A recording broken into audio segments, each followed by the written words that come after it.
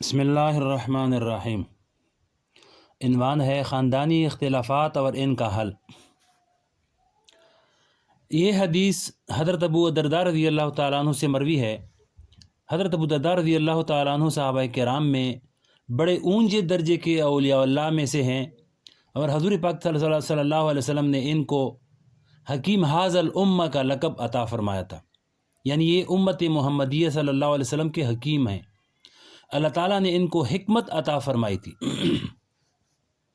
وہ روایت کرتے ہیں کہ ایک مرتبہ حضور اقدس صلی اللہ علیہ وسلم نے صحابہ کرام سے پوچھا، کیا میں تمہیں ایسا درجہ نہ بتاؤں جو نماز، روزے اور صدقے سے بھی افضل ہے؟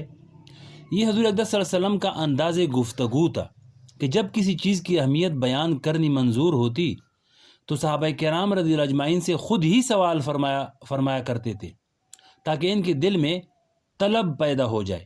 اگر دل میں طلب ہو تو اس وقت جو بات کہی جائے اس کا اثر بھی ہوتا ہے، اور اگر دل میں طلب نہ ہو تو کیسی بھی اچھی سے اچھی بات ہو، کیسا ہی اچھے سے اچھا نسخہ بتا دیا جائے، بہتر سے بہتر تعلیم دے دی جائے، ان چیزوں سے کوئی فائدہ نہیں ہوتا جب طلب نہیں ہوتی۔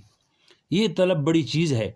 اس لیے بزرگان دین نے فرمایا کہ انسان کی کامیابی کا راز اس میں ہے کہ انسان اپنے اندر دین کی طلب اور دین کی باتوں پر عمل کرنے کی طلب پیدا کر لے، جذبہ پیدا کر لے۔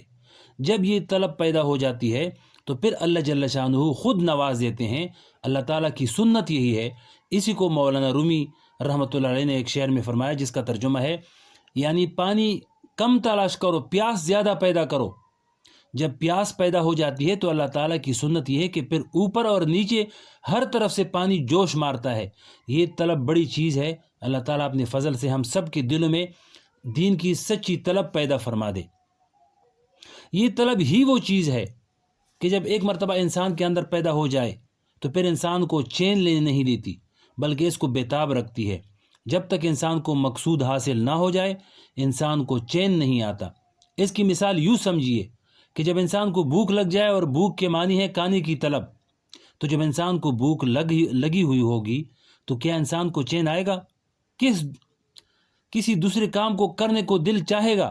جب کھانے کی طلب لگی ہوئی ہے تو آدمی کو اس وقت تک چین نہیں آئے گا جب تک کہ اس کو کھانا نہ مل جائے۔ اگر انسان کو پیاس لگی ہوئی ہے تو پیاس کے معنی ہے پانی کی طلب۔ جب تک پانی نہیں مل جائے گا اس وقت تک چین نہیں آئے گا۔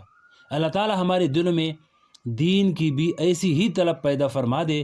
جب یہ طلب پیدا ہو جاتی ہے تو انسان کو اس وقت تک چین نہیں آتا جب تک دین حاصل نہ ہو جائے، بلکہ بے چینی لگی رہتی ہے۔ صحابہ اور دین کی طلب، حضرات صحابہ کرام رضی اللہ اجمعین کا یہی حال تھا کہ ان میں سے ہر شخص کو یہ بے چینی لگی ہوئی تھی کہ مرنے کے بعد میرا کیا انجام ہونا ہے، اللہ تعالیٰ کے سامنے پیش ہونا ہے، اس کے بعد یا جہنم میں ہے جانا ہے یا جنت میں، لیکن مجھے نہیں معلوم کہ میرا انجام کیا ہونے والا ہے۔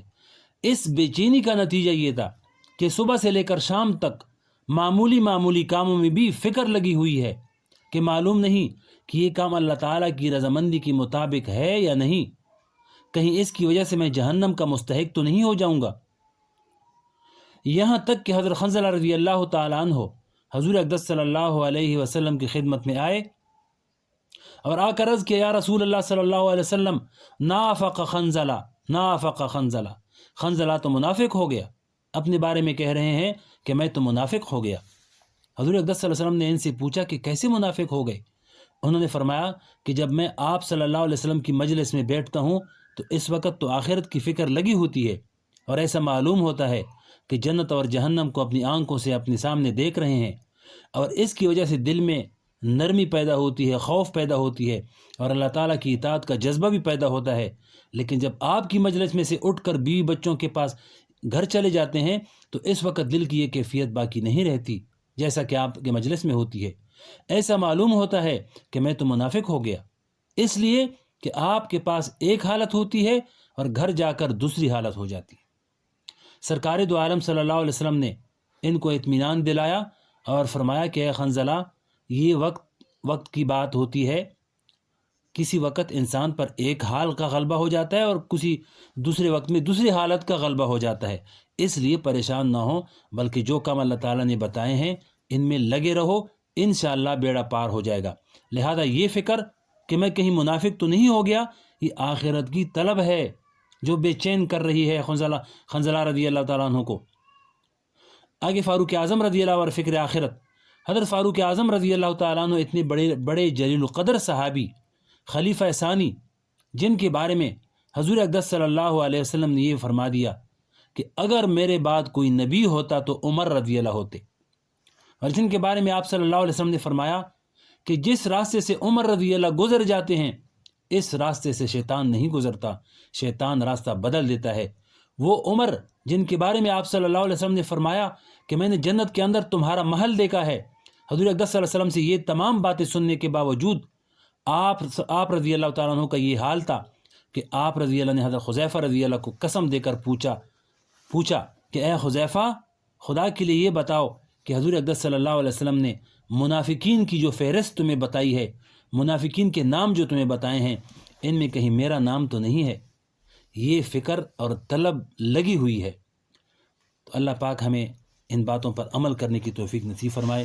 یہ اس عنوان کی پہلی ویڈیو ہے، انشاءاللہ نمبر میں نے دیے ہیں، جب یہ عنوان ختم ہو جاتا ہے تو اگلے عنوان کا نام لکھا جائے گا، اوپر عنوان لکھا ہوا ہوگا، اس سے ہم کو معلوم ہوگا کہ یہ نیا عنوان ہے اور اس عنوان کے ویڈیو نمبرز ہوں گے۔ اللہ ہمیں عمل کرنے کی توفیق نصیب فرمائے۔